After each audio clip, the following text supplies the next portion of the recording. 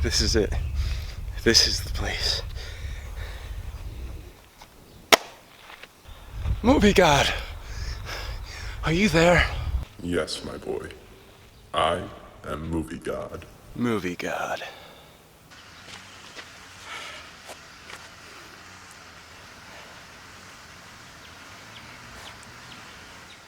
Movie God.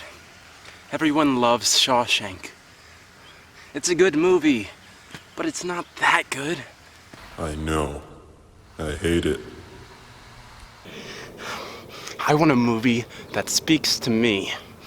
I want a movie that explodes off the screen. I want a movie that explodes. Shawshank.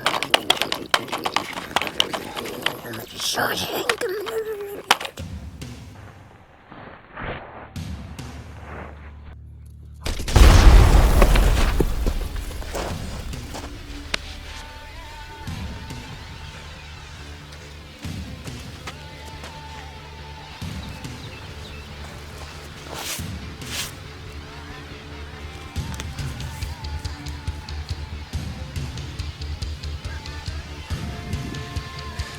Thanks, Movie God.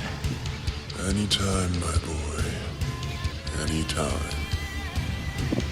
Now I'm gonna recreate the ending of this movie.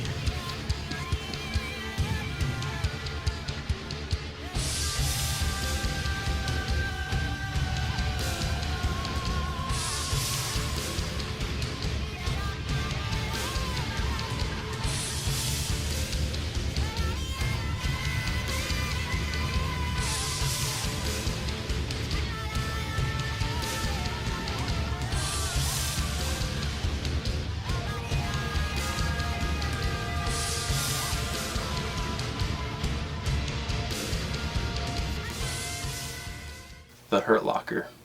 It is a movie that I don't think I was expecting to connect to as much as I did. Going in, I'd known that it won Best Picture, it won Best Director, the actors were great, but I just knew that there was a part of the movie that I would have a hard time watching. It wasn't because it's a war film, because in the past I've liked movies such as The Thin Red Line or Hacksaw Ridge. I like war movies, and it wasn't the fact that it's a war movie that bothered me. It's the fact that some of the material that I knew the movie was going to present was going to be tough to swallow. And I was right. The movie was very hard to watch. But, while it was hard to watch, I couldn't take my eyes off of it. The movie was super engaging the entire time. There was not a scene that let up. There was not a scene that felt out of place. There wasn't a scene that felt like it could have been removed from the movie to make it shorter. If I'm being perfectly honest, I couldn't even tell that the runtime was 2 hours. That's really good. And while I knew all those things, while I knew that it had won Best Picture, won Best Director, I still wasn't expecting it to have such an effect on me. And it was a film that I watched last night. And I haven't stopped thinking about it. So, the writing in this movie, I don't think I've connected to characters like this in a really long time. These were some of the most likable characters I think I've ever seen on screen. I know, it sounds like I'm blowing this movie out of proportion, but I'm being honest, these characters were super likable, and they were super relatable in a way. While some of them had a dark side to them, you understood where they were coming from, and you understood why they felt the way that they did. Every character motivation felt earned, or it felt deserved because the story had built up to that point. The story had built this atmosphere around these characters that you could really begin to feel for them, you could begin to connect to them. And that's a testament to both good acting and writing and direction. So, how are the performances? Excellent. Every performance in this movie was a home run, honestly. Jeremy Renner gave the best performance I think I've ever seen from him. Anthony Mackie did the same. All of these characters and the performances, everyone did an excellent job in this movie. It didn't feel like someone was faking it. It felt like everyone was putting their all into this film. Like they were really these characters. After a while, I didn't see characters. Matter of fact, from the first scene It felt like these were real people. Whenever these characters were in a tough spot, I felt for them. I genuinely felt emotion, and I cried. I cried twice. No, I cried 3 times. I cried 3 times during this movie because that's just how relatable these characters felt to me. That's how intense the writing was. That's how intense the direction was. That's how well executed this movie was.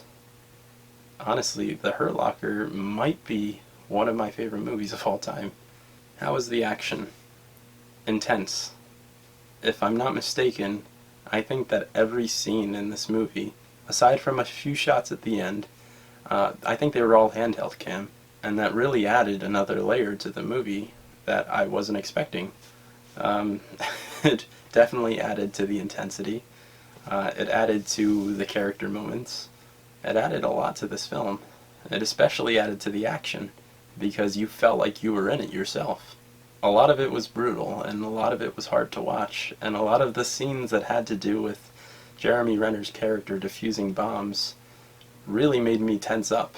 I had to hold my breath for a couple of moments because of how intense these shots were.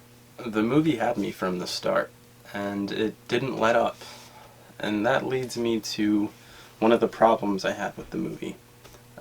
There are some minor issues, but the only big one that I can really think of is you don't get a second to breathe.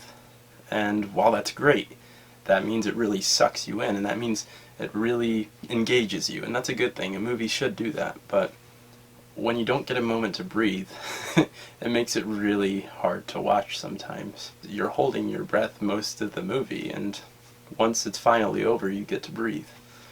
So that is a minor issue. I know I'm saying that the movie's bad because it's good. And aside from that, my issues with the movie are really small. Like, nothing that I even really want to nitpick because of how well this movie was executed. Out of all the war movies I have seen, this might be my favorite. I'm going to give it a 9.5 out of 10. If you haven't watched The Hurt Locker, do yourself a favor, go check this movie out. Sure, it's going to be hard to watch, I can let you know that right now.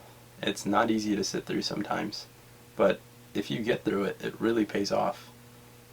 Thank you so much for watching, guys. If you want to let me know your thoughts on the movie down below, please do.